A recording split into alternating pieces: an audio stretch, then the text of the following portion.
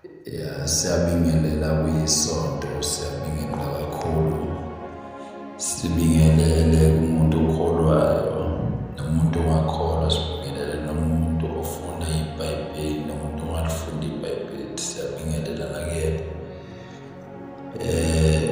Siyabonga isikhathi uNkulunkulu asiphe sona. Sibonga umusa uNkulunkulu asiphe wona. Cause ukubonga into ebalulekile empilweni. Ukubonga kuhle, uNkulunkulu mase akunike ithuba ubonge, cause khona isikhathi esifikela nombani lapho khona ungasenawo amandla okubonga, kepha usubonga ngaphakathi, ungasenaphimisa nalinye igama.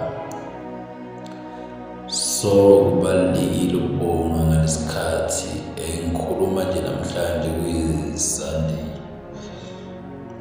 Ngikhuluma nje lamazwi ngithi-ke kubalulekile ukubonga. Ngithi mntakababa, mntakamama, sisi, anti, bhuti, malume, mzala, cousin, ngithi kubalulekile ukubonga ngalesikhathi. Kubalulekile ukubonga mzalwana ngalesikhathi.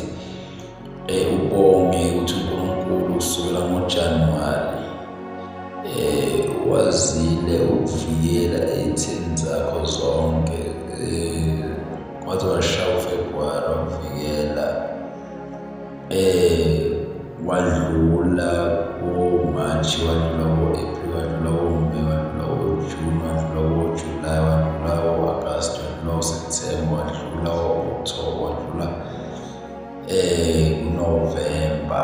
Njengoba usuNovemba nje manje, ngithi bonga leli thuba uNkulunkulu akunike lona, akuphile lona elibaluleke kakhulu empilweni.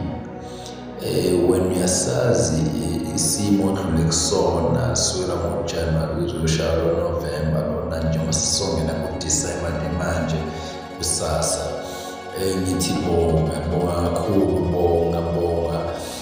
Noma ungasakutholanga ithuba mhlampe ungena njalo emsebenzini, kodwa ngithi lesikhathi usitholayo lesi sincane, noma ungathola indawo la khona ungafike khona uphose idolo lakho phansi khona, ubonge ukuthi ngiyabonga Nkosi ukuthi uhambe nami sisukela ngoJanuwari kwaze washaya uNovemba. Nakho Nkosi senizongena kuDisemba.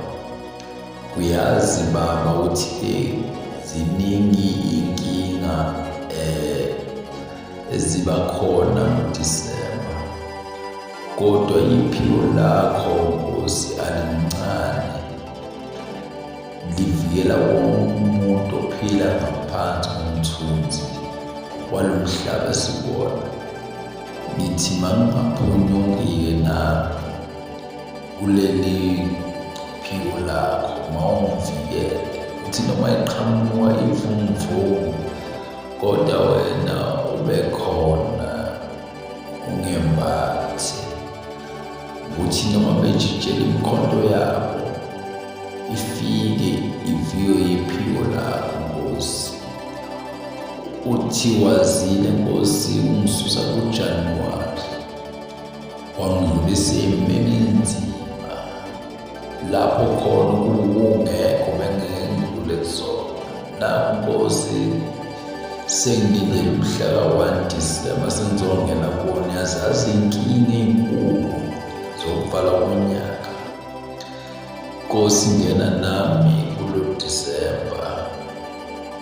Uthi usungenile nami ungithathe njengoJanuwari ungiwelisa ngaphesheya ngingene ku-2026.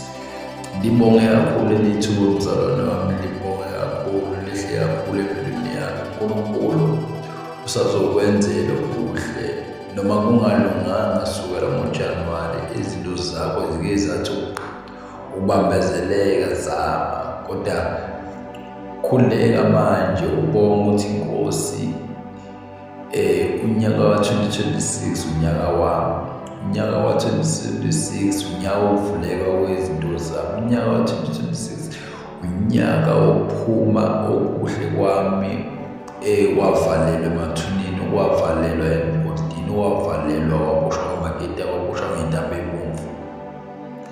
Ngithi kuzoqaqeka amaketanga lo-2026, impilo izoshintsha, ngeke kusafana njengomhla ka-2025 unyaka. Ngithi bonga kakhulu-ke mzalwane, bonga kakhulu mzalwane. Ungabheki omunye umuntu ukuthi-ke ubani wenzani, cha, zibheke wena ukuthi Nkosi wathini ungithatha kusukela ngoJanuwari ngibeka kuNovemba, sengizongena kuDisemba manje. Nkosi iba nami, asibonge bafowethu, asibonge. Nami ngizothatha ithuba ngizoyibongela ngingedwa nami. Angibheki mngani wami, angibheki mzala wami, angibheki ima wami, angibheki baba wami, angibheki noma muphi umzali, kepha ngibheke impilo yami, because ethuneni angingeni nomzali, ngingena ngedwa. Bonga-ke.